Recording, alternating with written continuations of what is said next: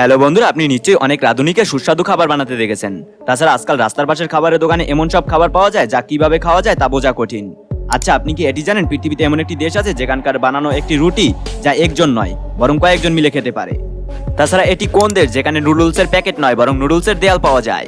তো বন্ধুরা, রহস্যের সমাহারের এবারের পর্বে বিশ্বের এমন কিছু রাঁধুনি এবং তাদের রান্নার কৌশল সম্পর্কে জানতে চলেছেন, তাই ভিডিওটি শেষ পর্যন্ত দেখুন। আর আপনি যদি রহস্যের সমাহার চ্যানেলে নতুন হয়ে থাকেন তাহলে অনুরোধ করব চ্যানেলটি সাবস্ক্রাইব করার জন্য আর পাশে থাকা বেল আইকনটি অলে প্রেস করার জন্য। নাম্বার 11।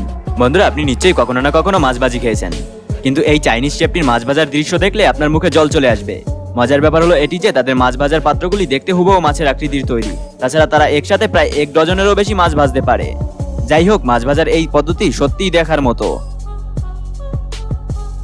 নাম্বার 10। বন্ধুরা, আপনি যদি গ্রামে থেকে থাকেন তবে নিশ্চয়ই জানেন যে কিভাবে আখ থেকে রস বের করতে হয় আর সেটি থেকে কিভাবে গুড় তৈরি করতে হয়। আসলে আখের রস নিষ্কাশনের পর একটি প্যানে রাখা হয় এবং বিভিন্ন প্রসেসিং এর মাধ্যমে গুড়ের ছোট ছোট টুকরো বানানো হয়। আর যখন এগুলো শুকিয়ে যায় তখনই আসল গুড় তৈরি হয়। নাম্বার 9। বন্ধুরা, আজকাল বারবিকিউর মৌসুম চলছে এবং আপনারা নিশ্চয়ই বিভিন্ন ফাস্টফুডের দোকানে নানা স্টাইলের বারবিকিউ তৈরি করতে দেখেছেন, কিন্তু আপনি জেনে অবাক হবেন যে বারবিকিউ তৈরি করার ক্ষেত্রে চায়নার লোকেরা একেবারেই ভিন্ন। আসলে আপনি এখন যে রাঁধুনিকে দেখছেন তিনি একসাথে একটি বা দুটি শিক নয় বরং 2 ডজনেরও বেশি মাংস ভর্তি শিক রান্না করতে পারেন। তাছাড়া তার কাছে বারবিকিউ বানানোর এত অভিজ্ঞতা রয়েছে যে এত বেশি পরিমাণে মাংস হওয়ার পরেও তিনি এক হাত দিয়ে 2 ডজনেরও বেশি শিক ধরে রেখে রান্না করে ফেলে। তাছাড়া মজার ব্যাপার হলো এটি যে এত ভারী শিক ওঠানোর পরও তার কাজ করা বন্ধ হয় না। আর যাই হোক না কেন, তার কাছে বারবিকিউর জন্য কারো অপেক্ষা করতে হবে না। নাম্বার 8। বন্ধুরা, আপনি নিশ্চয়ই অনেক ভিডিওতে ফাস্টফুড তৈরি করার জন্য ময়দা তৈরি করতে দেখেছেন। তাছাড়া ময়দা সাধারণত একটি বাটি বা থালায় রাখা হয়, কিন্তু আপনি কি কখনো প্যানে ময়দা তৈরি করতে দেখেছেন? আসলে এখন আপনারা যে ভিডিওটি দেখছেন তা ইতালির একটি বিখ্যাত খাবার যা পোলেন্টা নামে পরিচিত। আর এটি তৈরি করার জন্য সর্বপ্রথম রাঁধুনি একটি বড় প্যানে লবণ যোগ করে পানি ফুটিয়ে তাতে ময়দা ও অন্যান্য উপকরণ রেখে রান্না করে। আর যখনই এটি রান্না করা শেষ হয়ে যায় তখনই একটি বড় সমতল জিনিসের উপর ছড়িয়ে দেওয়া হয়। আর তখন এই নাড়াচাড়া দেখতে সত্যিই তৃপ্তিদায়ক এবং এটি দেখতে অনেক মজাদার হয়ে থাকে। আর যখনই নাড়াচাড়ার পরে এটি ঠান্ডা হয়ে যায় তখন এটি একটি ময়দার আকারে আসে। তারপর এটি থেকে বিভিন্ন ধরনের খাবার তৈরি করা হয়। আর যাই হোক না কেন, ময়দা তৈরির এই পদ্ধতি সত্যিই খুব অনন্য। নাম্বার 7। বন্ধুরা, আমরা সাধারণত রান্নার কাজে প্যান বা হাঁড়ি ব্যবহার করে থাকি, কিন্তু যখন কোনো কর্মী বাহিরে কাজ করা অবস্থায় ক্ষুধাবোধ মনে করে তখন তিনি যা করে তা জানলে আপনি চমকে যাবেন। আসলে যখন কোনো কর্মীর ক্ষুধা লাগে কিন্তু তার কাছে কোনো আসবাবপত্র না থাকা সত্ত্বেও তিনি তার ক্রেনকে প্যানে পরিণত করে। তাছাড়া এখন আপনি যে দক্ষ কর্মীকে দেখছেন তিনি শুধুমাত্র তার কাজেই দুর্দান্ত নয়, বরং যখন তারা ক্ষুধার্ত হয় তখন তারা কর্মী থেকে মাস্টার শেফে পরিণত হয়ে ওঠে। যেমনটি আপনি ভিডিওতে দেখছেন যে তারা কেবল খাবার রান্নার জন্যই ক্রেনের বাকেট ব্যবহার করেনি, বরং খাবার নাড়াচাড়া করার জন্য ক্রমাগতভাবে এটিকে নাড়াচ্ছে যাতে তাদের খাবার চামচ দিয়ে নাড়তে হয় না। তাছাড়া খাবার বানানোর এই প্রক্রিয়া সত্যিই অসাধারণ। নাম্বার 6। বন্ধুরা, যদি রুটির কথা বলা হয় তবে ভারত, বাংলাদেশ বা পাকিস্তানি হোক না কেন প্রতিটি বাড়িতেই রুটি তৈরি করা হয়। কিন্তু আপনি জানলে আশ্চর্য হবেন যে রুটি তৈরি করার ক্ষেত্রে পাকিস্তানের রাঁধুনিদের সাথে কেউ প্রতিযোগিতা করে পারবে না। আর এখন আপনি যে রাঁধুনিকে দেখছেন আর তিনি যে রুটি তৈরি করছে তা দিয়ে 10 জনকে খাওয়াতে পারবেন। আসলে এটি পাকিস্তানের সবচেয়ে বিখ্যাত রুটি আর এই রুটির নামটি হলো রুমালি রুটি। তাছাড়া এই রুটিটি এত বড় হয়ে থাকে যে একসাথে অনেক লোক এটিকে খেতে পারবে। তাছাড়া পাকিস্তানের রাঁধুনিরা এই রুটিকে খুব তৃপ্তিদায়কভাবে রান্না করে থাকে।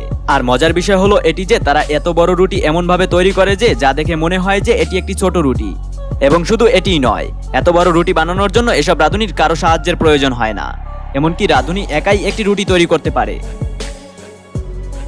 নাম্বার 5। যদি আপনি কখনো না কখনো ডিম বা রুটি তৈরি করে থাকেন তাহলে আপনি অবশ্যই কখনো না কখনো ডিম বা রুটিকে প্যানে উল্টানোর চেষ্টা করেছেন, যদিও বেশিরভাগ মানুষ এতে ব্যর্থ হয় আর এর কারণে ডিম বা রুটি পড়ে যায়।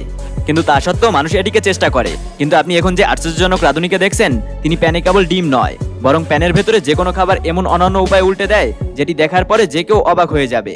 আর শুধু তাই নয়, খাবার নাড়ার সময় তারা পুরো খাবারকে বাতাসে ছুঁড়ে ফেলে এবং খাবার বাতাসে চলে যাওয়ার সত্ত্বেও এটি পড়ে যায় না। আর তাদের কাজ করার এই প্রক্রিয়া সত্যিই অসাধারণ হয়ে থাকে। নাম্বার 4। বন্ধুরা, আপনি নিশ্চয়ই ভারতের ডলি চাওয়ালাকে দেখেছেন। যদিও এই ছাপড়ির চা তৈরির ধরনটি বেশ অনন্য, কিন্তু এই প্রতিভা কেবল ডলিরই নয় বরং পৃথিবীতে এমন অনেক মানুষ আছে যারা এমন স্টাইলে চা বানায় আর যেটি দেখতে সত্যিই মজাদার। আসলে আপনি এখন যে স্ট্রিট ফুড তৈরি করার রাঁধুনিকে দেখছেন তার চা করার স্টাইল এত সুন্দর যে এটি দেখে যে কারো চা খেতে মন চাইবে। তাছাড়া যখন এই রাঁধুনি চা তৈরি করে তখন সামনে থেকে যে দেখতেছিল তিনি এটি বুঝতে পারে না যে চা এক পাত্র থেকে অন্য পাত্রে কিভাবে যায় বা বাতাসে কিভাবে ঘুরতেছে।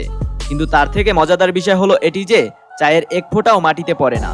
আর সত্যিই চা তৈরির ক্ষেত্রে এই রাঁধুনি অনেক প্রফেশনাল। নাম্বার 3, বন্ধুরা সাধারণত আমরা নুডলসের প্যাকেট দেখেছি, কিন্তু আপনি জেনে আশ্চর্য হবেন যে চীনের লোকেরা নুডলসের পুরো দেয়াল তৈরি করে। আর এখন আপনি যে ভিডিওটি দেখছেন তাতে একজন মাস্টার শেফ নুডলসের লম্বা স্ট্রিপ তৈরি করছে এবং তা ঝুলিয়ে রাখছে, আর যা দেখার পরে এটি মনে হয় যে এটি একটি নুডলসের তৈরি দেয়াল।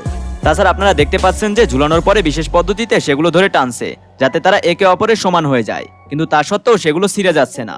তাছাড়া এই নুডলস দিয়ে রাঁধুনি কি তৈরি করবে তা জানা নেই, তবে রাঁধুনির এই প্রতিভা সত্যিই প্রশংসার যোগ্য।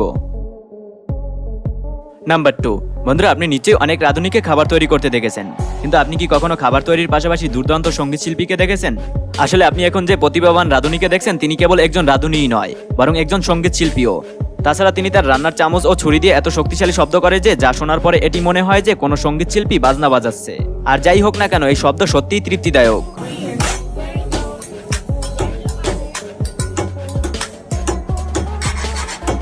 নাম্বার 1, বন্ধুরা যখনই হান্ডি তৈরির কথা বলা হয় তখন সবচেয়ে কঠিন কাজ হলো টমেটো কাটা। সাধারণত পেঁয়াজ অনেকেই কেটে ফেলে, তবে টমেটো এত পিচ্ছিল হয়ে থাকে যে ধারালো ছুরিও এতে পিছলে যায়। কিন্তু আপনারা এখন যে রাঁধুনিকে দেখছেন তিনি একাই 10টি রেস্তোরাঁর জন্য টমেটো কাটতে পারে। তাছাড়া তার এত আশ্চর্যজনক দক্ষতা আছে যে সে মেশিনের চেয়েও দ্রুত টমেটো কাটে। কিন্তু মজার বিষয় হলো এটি যে তাকে যে রেস্তোরাঁয় ভাড়া করা হয়েছিল সেই রেস্তোরাঁয় দিনে অনেক টমেটোর প্রয়োজন হতো। তাছাড়া এই লোকটি এতটাই দক্ষ যে রেস্তোরাঁর মালিকের টমেটো কাটার জন্য অন্য কারো প্রয়োজন হয় না, কারণ এই লোকটি একাই 10 জনের কাজ করে, আর এটি সত্যিই অসাধারণ। তো বন্ধুরা রহস্যের সমাহারের এবারের ভিডিওটি এই পর্যন্তই। ভিডিওটি কেমন লেগেছে তা কমেন্টে জানান। ভিডিওটি ভালো লাগলে লাইক করুন, আর এরকমেরই ভিডিও পেতে রহস্যের সমাহার চ্যানেলটি সাবস্ক্রাইব করুন এবং পাশে থাকা বেল আইকনটি অলে প্রেস করুন।